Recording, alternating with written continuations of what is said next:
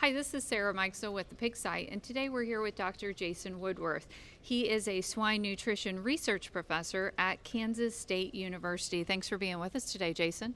Thanks, Sarah. It's nice to be here. Very good. And as folks can see from right behind us, Jason and I are at the Four-Star Vet Conference. Their annual pork industry conference is held in Muncie, Indiana. And Jason, you are one of the speakers today. But you did not talk about nutrition, which is what you normally talk about. You talked about day one pig care. So tell me a little bit about your message to the audience.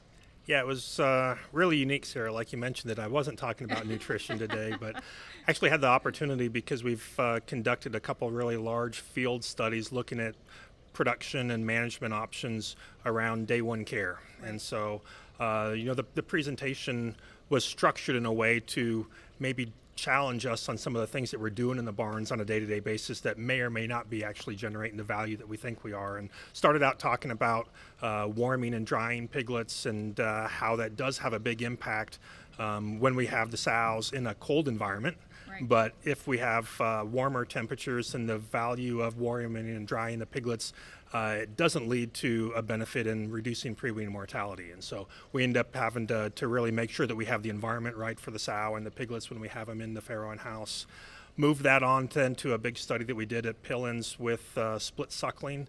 Right. Had about 1,500 sows on that trial, and looked at different split suckling protocols where basically split suckling is a way to separate some of the pigs Right. to be able to allow all the pigs to have access to colostrum. Ultimately, both of the different protocols that we used, either taking the heaviest pigs off or taking the firstborn pigs off, resulted in no benefit on pre-wean mortality, pre-wean growth performance, or actually in post-weaning mortality or growth performance of the pigs that we followed. And so no benefit for split suckling, which actually agrees with a lot of the data that's in the research, even though a lot of people on the farms practice it.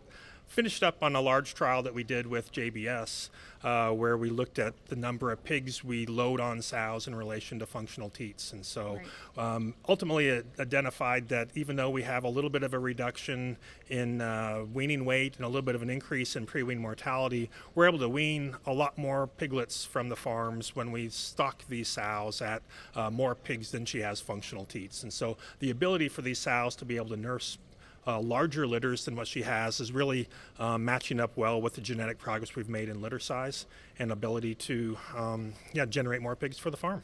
Yeah, and I mentioned this when we were in there. It is counterintuitive to some of the things that producers are doing right now. It is a different way of thinking from an efficiency standpoint. Really, it's how you're using your time, and is it the most useful thing that you can be doing with your labor that's tight right now, right? Yeah, I think that's really the key for a lot of this research, because I don't know of any farms that have a plethora of people working on them. So being able to utilize the labor in a way that generates the greatest value is really, really key. And so being able to get into some of these larger farms, partnered, the trials that I talked about today, we conducted at Mash-Offs or with Pillins or with JBS. And so having large number of sows in a commercial setting to generate the data is what we need. And we were able to show that there maybe could be better ways to be able to utilize this labor and generate more value for the pigs than what we think we're doing that's the best for the piglets. Right. And as you said before, it might vary farm to farm, right? Based on even some of the environment for the pig, based on temperatures and things like that. It's like you need to be conscious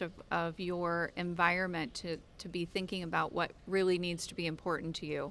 Yeah, I think that's a really important point as well, because it's easy to take the same protocol or SOP and apply it everywhere. Right. But we have to realize that there are farm-to-farm differences that really will impact whether that protocol is effective or not. Right, especially some of the seasonality and weather changes that we see here in the United States. So you talked about piglets and alluded to sows here, but what about sows for thinking about day one care and while she's got these piglets on her?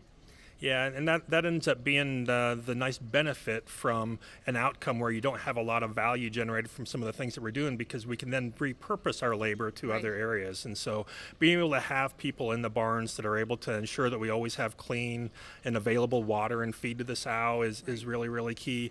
Making sure we're doing daily health checks on every sow, making sure they all can step up and are consuming their feed like they need to and nursing their piglets like they need to is really, really important. Also making sure that we're just getting the environment environment correct. Making sure we have the cool environment for the sow that she wants, but also the warm environment with the pigs is really, really key to reducing pre-wean mortality. And so by being able to take away maybe some of the things we're doing on the farm that are not generating value, we can refocus on some of these areas where we know will have an impact. Very good.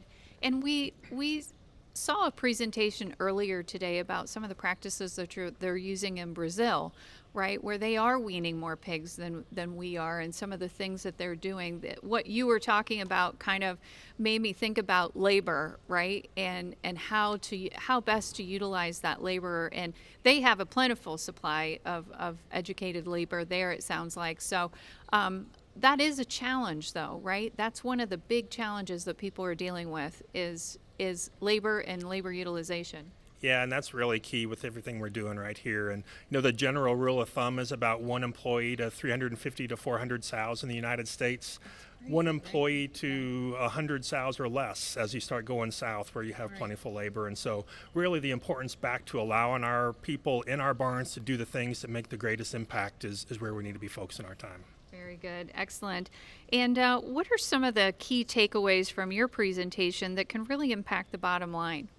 Yeah, I think the biggest thing from a general summary of my talk is just that we need to be reevaluating the things we do on a daily basis, making sure that they're really having the impact that we think they are, and if not, again, repurposing the labor to be able to go focus on some of those other areas. So I think it gave some opportunities for the producers to be able to challenge what they're doing and go back and see if there's different things they can do in their barns that have a bigger impact. Very good. Excellent. Well, thanks again, Jason. Appreciate the new research. Perfect. Thank you. This is Sarah Mikesell with the Pig Site.